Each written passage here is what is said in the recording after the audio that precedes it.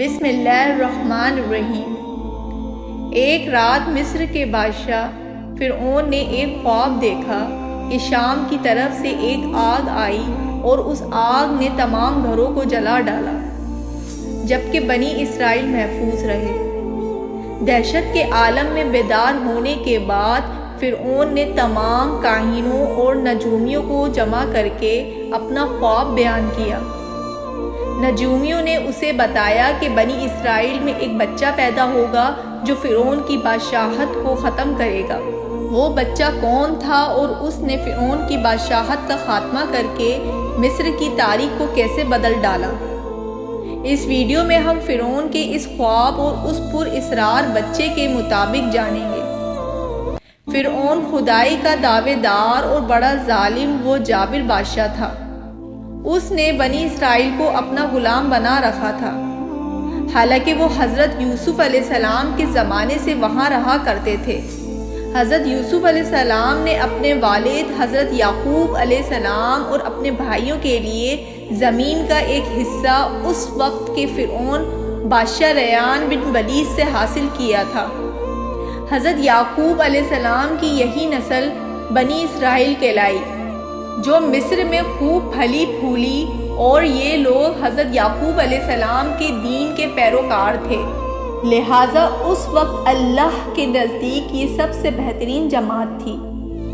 انہوں نے فرعون کو سجدہ کرنے اور اسے اپنا رب ماننے سے انکار کر دیا تھا۔ اسی وجہ سے بادشاہ اور اس کے حواری ان پر ظلم و ستم کے پہاڑ ڈھاتے اور ان سے گھٹیا کام کرواتے تھے۔ فرعون نے جب اپنا خواب کاہنوں اور نجومیوں کو بتایا تو انہوں نے اس کی تعبیر یہ بتائی کہ بنی اسرائیل میں ایک بچہ پیدا ہوگا اور اس کے ہاتھوں اہل مصر کی ہلاکت ہوگی۔ بنی اسرائیل کے یہاں بھی شروع سے ہی یہی بات مشہور تھی، لہٰذا اس خواب کے بعد وہ مزید فکر مند ہو گیا اور اس نے حکم جاری کر دیا کہ بنی اسرائیل میں پیدا ہونے والے تمام لڑکے قتل کر دیے جائیں۔ اس حکم کے مطابق فرعون کے حواری اور اس کے سپاہیوں نے ہر ممکن قدم اٹھایا تاکہ کوئی بھی نومولود لڑکا زندہ بچ نہ پائے، لیکن اللہ کے فیصلے اٹل ہوتے ہیں۔ دیکھتے ہی دیکھتے بنی اسرائیل کے ہزاروں نومولود بچے ذبح کر دیے گئے۔ پھر ایک وقت وہ آیا جب کتنے سرداروں نے فرعون سے کہا کہ بنی اسرائیل کے لڑکوں کا اسی طرح قتل عام ہوتا رہا تو ہمیں آئندہ خدمتگار ملنا مشکل ہو جائیں گے، اور پھر ہماری یہ کم تر گھٹیا اور غلیظ کام کون کرے گا؟ اس پر فرعون نے حکم جاری کیا کہ 1 سال چھوڑ کر بچے قتل کیے جائیں۔ ان دنوں حضرت موسیٰ علیہ السلام کی والدہ اپنے حمل کی ابتدائی دنوں میں تھی۔ اللہ نے ان کی حفاظت کا سامان اس طرح فرمایا کہ ان کی والدہ پر معمول کے مطابق حمل کے آثار ظاہر نہیں ہوئے، جس سے آپ فرعون کے چھوڑی ہوئی دائیوں کی نگاہ میں نہ آئیں۔ انہوں نے اس بات کو چھپائے رکھا یہاں تک کہ پیدائش کا وقت آ پہنچا اور انہوں نے بچے کو جنم دیا۔ اس بارے میں سوائے قریبی لوگوں کے کوئی نہیں جانتا تھا۔ نجومیوں نے فرعون کو اطلاع دی کہ بچہ پیدا ہو چکا ہے۔ اس اطلاع نے فرعون کو بدحواس کر دیا۔ اس کے سپاہیوں نے گھر گھر تلاشی شروع کر دی۔ حضرت موسیٰ علیہ السلام کے بھائی حضرت ہارون سال امان میں پیدا ہوئے تھے، جبکہ حضرت موسیٰ علیہ السلام قتل والے سال میں پیدا ہوئے۔ حضرت موسیٰ علیہ السلام کے والدین سخت پریشان تھے۔ 3 مہینوں تک انہوں نے حضرت موسیٰ علیہ السلام کو چھپا کر رکھا، لیکن زیادہ عرصے تک بچے کو شاہی جاسوسوں کی نظروں سے چھپا کر رکھنا ممکن نہ تھا۔ پھر بھی وہ اپنی پوری کوشش کرتے رہے، یہاں تک کہ ان کے پاس اللہ کا حکم آ گیا۔ یہ حکم اللہ نے ان کے دلوں میں ڈالا تھا۔ حضرت موسیٰ علیہ السلام کی والدہ کے دل میں خیال آیا کہ تابوت کی طرح ایک صندوق بنایا جائے اور اس بچے کو اس صندوق میں رکھ کر دریائے نیل کے بہاؤ پر چھوڑ دیا جائے۔ حضرت موسیٰ علیہ السلام کی ماں نے اللہ کے حکم کے مطابق بچے کو صندوق میں رکھا اور دریا میں چھوڑ دیا۔ ساتھ ہی موسیٰ علیہ السلام کی بہن سے کہا کہ تم اس کے پیچھے پیچھے چلتی جاؤ۔ لہٰذا وہ دریائے نیل کی موجب میں چلی اور ان کی بہن کنارے کنارے چلی، اپنے بھائی کی نگرانی کرتے جا رہی تھی کہ دریا میں ڈالنے کے بعد وہ کہاں جاتے ہیں۔ صندوق بہتا ہوا محل کے تالاب میں پہنچ گیا۔ وہاں فرعون کی بیوی ملکہ اور خادمائیں لطف اندوز ہو رہی تھیں کہ صندوق پر ملکہ کی نظر پڑی۔ اس نے کنیزوں کو حکم دیا کہ صندوق کو تالاب سے نکال لاؤ۔ صندوق کھولا گیا تو اس میں ایک حسین اور تندرست بچہ آرام سے لیٹا ہوا انگوٹھا چوس رہا تھا۔ ملکہ بہت خوش ہوئی اور اس کی آنکھوں میں ممتا اتر آئی۔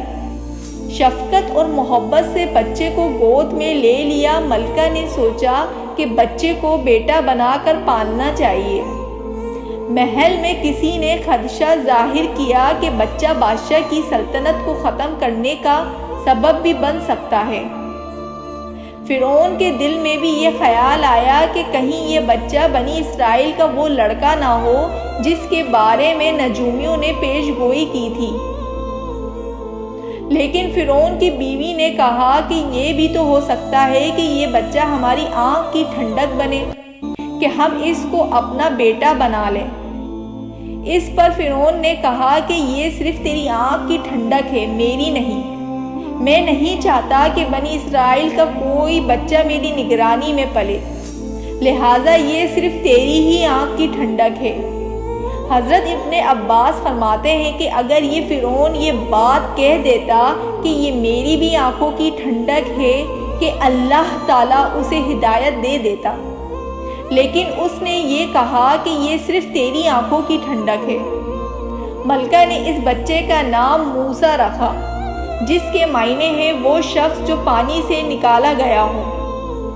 بچے کو جب محل میں لے جایا گیا تو اس نے دودھ کے لیے رونا شروع کر دیا۔ بچے کے پاس دودھ پلانے والی دائیاں بلائی گئیں، لیکن بچے نے کسی عورت کا بھی دودھ نہ پیا۔ جو عورت بھی آپ کو دودھ پلانے کی کوشش کرتی ناکام ہو جاتی۔ ادھر موسیٰ علیہ السلام کی بہن دور کھڑی یہ سب دیکھ رہی تھی۔ حضرت موسیٰ علیہ السلام کی بہن نے فرعون کی بیوی سے کہا، کیا میں تمہیں ایسا گھر نہ بتاؤں جو اس بچے کی تمہارے لیے پرورش کرے اور اس بچے کی خیر خواہ ہو؟ اس لیے کہ وہ ایک غریب گھرانہ ہے۔ جب انہیں معلوم ہوگا یہ بچہ فرعون کے گھر سے آیا ہے تو انہیں انعام ملنے کی امید رہے گی۔ اس گھر میں نیک سیرت خاتون ہے، وہ اس بچے کو باخوشی دودھ پلانا قبول کرے گی۔ فرعون کی بیوی نے کہا، چلو ٹھیک ہے۔ لہٰذا آپ کی بہن انہیں گھر لے کر آئیں۔ والدہ محترم نے بچے کو دودھ پلایا تو آپ نے فوراً دودھ پینا شروع کر دیا۔ اب کیونکہ بچے نے کسی اور کا دودھ پینا قبول نہیں کیا تھا، اس لیے وہ خود بچے کو لے کر آتے تھے۔